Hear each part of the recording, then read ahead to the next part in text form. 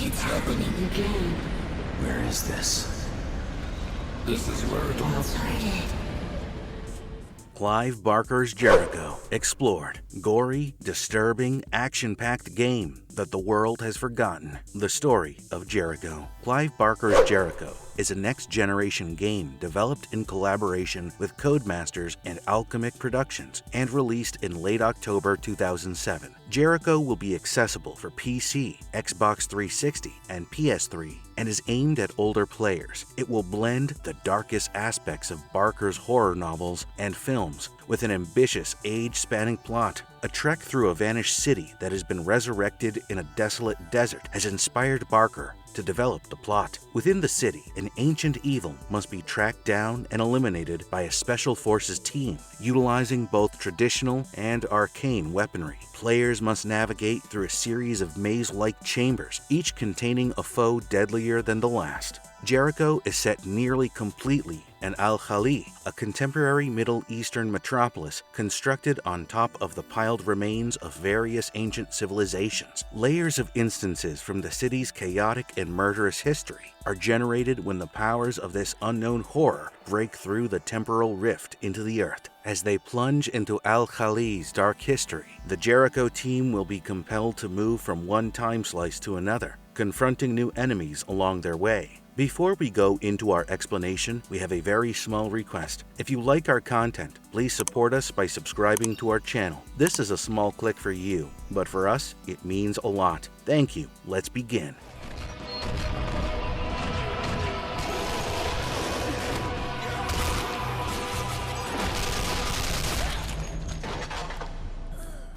Intense aesthetics, a gripping storyline, and brilliant character designs. Before Adam, before Eve, there was the Firstborn, God's first failed effort to create a creature in his own image. According to various Gnostic and apocryphal sources, the earth was injured in a desolate desert in the Middle East, near the origin of all civilization. The Firstborn's influence festered eon after eon, tearing the fabric of reality apart as human civilization expanded around it. According to the prophecy, the Firstborn will enter our Earth countless times. With each emergence, it will ride an all-consuming wave of sickness, corruption, and perversity, until 7 mystics devote themselves to casting it back into the abyss. Jericho is designed to jump between various timelines. As such, we get to witness everything from the Crusades, the Roman Empire, World War II, and a modern Khali. Each time segment has its own color tone and unique world design. The graphics are at par with the best titles of its era, making Clive Barker's Jericho a beast when it comes to replay value. If you are enjoying this video, don't forget to like and subscribe, and also hit the bell icon for instant gaming updates from marvelous gamers. Let us move forward and take a look at Jericho's Super Squad. Sergeant Frank Delgado, Pyromancer. Feeding time!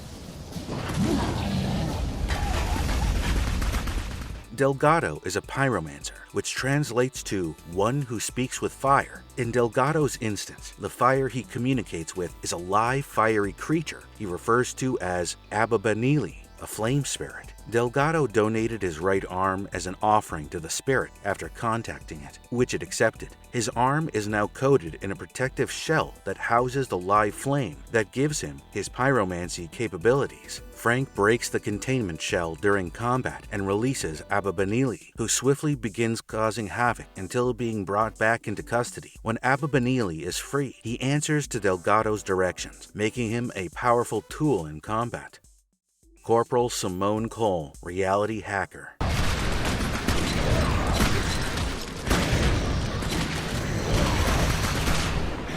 Cole's abilities are solely intellectual. She possesses no psychic abilities beyond a high degree of intelligence that allows her to solve incredibly difficult numerical problems in her mind. She performs custom-made Kabbalistic and chaotic sequences that have a dramatic influence on the real world, thanks to a wearable computer, gesture-based UI, and HUD interface. She may create anchors to certain location in time/space, slow or speed up time, and activate save points. She also has a 900 round per minute assault weapon and a customizable arsenal of explosives. There's the kid again. Jones, get me closer.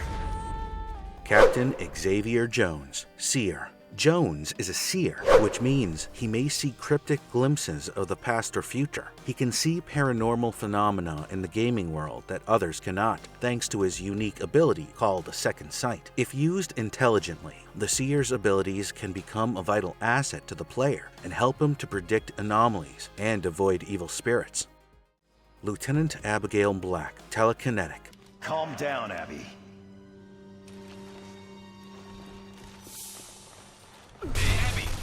Lieutenant Black is a superb sharpshooter who wields a heavily modified and custom-made US XM110 SASS sniper rifle. She has the ability to telekinetically redirect her bullets in mid-air. She may also utilize the ability to defend herself by halting or diverting missiles that come her way. The more force she uses, the more vulnerable she gets. In severe circumstances, the ability literally drains her health, causing bleeding from the ears, nose, and mouth.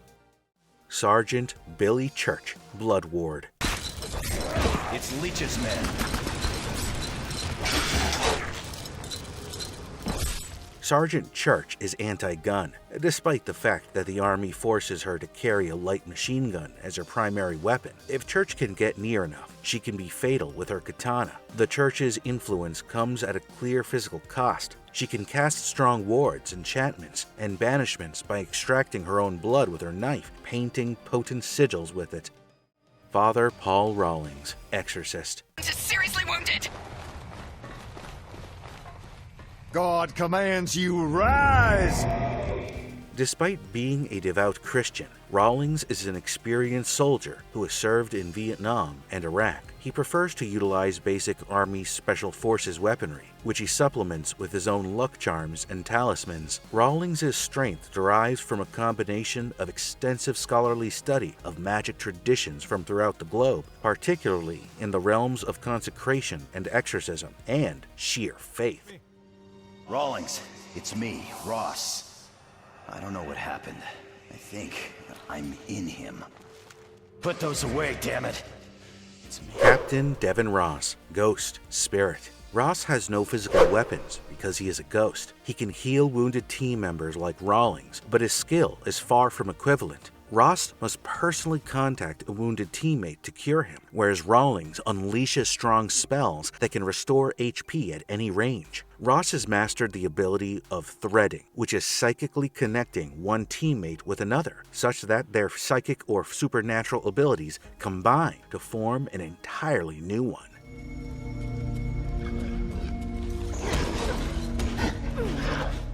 The evil that lurks, the antagonists of Jericho. The Firstborn, the very first creation of God, he bestowed enormous strength upon it. He entombed it in the city of Khali at the dawn of time, disturbed by his own creation. Naturally, the Firstborn is unhappy, and its only purpose is to achieve freedom and kill humanity, whom it despises since they are God's chosen offspring. Over the course of the game, the Firstborn deceives the squad and taints Ross's visions and dreams, just as it has done to countless other people during the years it has spent in its prison. Arnold Leach.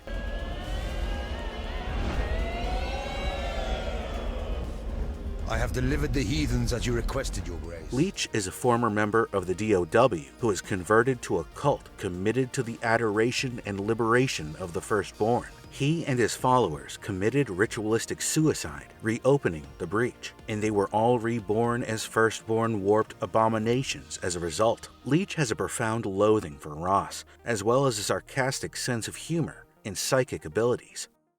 Hanne Lichthammer. In nomine Patris, Do you think the word of God has any meaning, you pederast son of a whore? Defiler of children! The leader of a secretive German army of psychic troops closely linked to the Nazi hierarchy, Lichthammer is a sadomasochistic and vindictive individual who enjoys both physical and mental torture and has no respect for human life. She is a powerful telepath, and her telepathy is frequently used for mental torture, commanding her army and exposing people's deepest fears. Bishop Maltheus St. Clair. Have you come to confess your sins, my children? We were just leaving. How dare you defile this holy place and make demands, heretic? Maltheus, a crazy bishop, has gathered an army of children to fight in the Crusades with the Pope's permission, citing their innocence and the protection of Christianity. It's never said if he truly believed this or not. Through Firstborn-induced visions, he saw Khali and mistook it for the Garden of Eden. Maltheus retreated to the refuge of the church after his child army was killed by the Saracens. Tragically for him, the children's enraged ghosts began haunting the chapel, and things didn't go well for him. The children's blood was enough to open the breach, and Maltheus was resurrected from the grave as a demonic entity.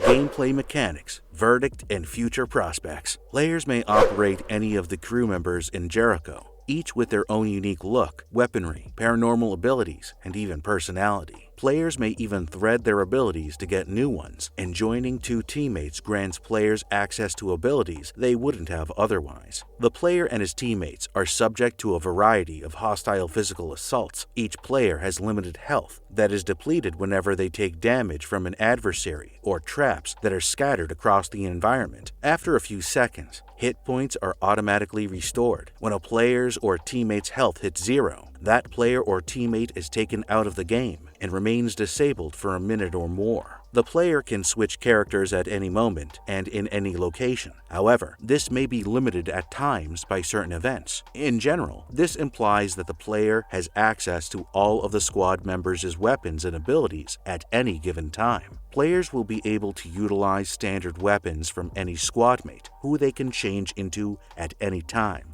Weapons are unique to each character and require specialized ammunition that is only available in specific locations. The focus of conventional weapon gameplay is to hit moving targets. The game also includes a number of quick-time events in which the player must press the relevant buttons on the screen in order to survive. Each team member also has a primary and secondary attack, which can be in the form of an alternate fire weapon like a grenade launcher on a rifle, or a secondary weapon like a sword or pistol that can be dual-wielded. While the game is a first-person shooter, the option to control several members of one's team adds a tactical aspect. Players must decide which squad member is best suited for each task. Each squad member not only has their own set of skills and weaknesses, but they also have their own special talent or supernatural abilities in some cases. Throughout most of the game, this gives the player the opportunity to choose a playing style that fits them best. Specific characters, however, are unplayable under certain situations. According to a video game review aggregator Metacritic, Clive Barker's Jericho garnered mixed reviews across all platforms. Many reviews commended the squad-based structure, detailed plot, and gloomy style of Clive Barker, while criticizing the character AI, lack of scares, predictable gameplay, hasty conclusions, and difficulty with specific game mechanics. Jericho's unedited version received an 18+ rating for the PC, PlayStation 3, and Xbox 360 versions after being denied a rating in Germany. The game was ranked number 6 in UGO's article,